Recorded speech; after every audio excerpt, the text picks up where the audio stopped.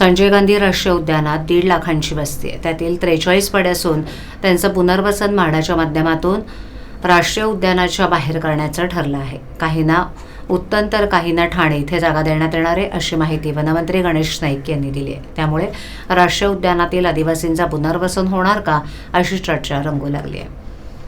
ठाण्यातील डॉक्टर काशीनाथ घाणेकर नाट्यगृहात वनमंत्री गणेश नाईक यांचा जनता दरबार आयोजित करण्यात आला होता. यावेळेला ठाणे तसंच आसपासच्या शहरातून नागरिकांच्या समस्या घेऊन आले होते.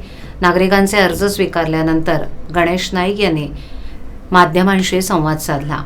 कांदळवनात अतिक्रमण झालं असल्यास कारवाई केली जाणार आहे. कांदळवन क्षेत्रात गैररित्या अतिक्रमण झालं असल्यास तेथील अतिक्रमणं तोडली जातील.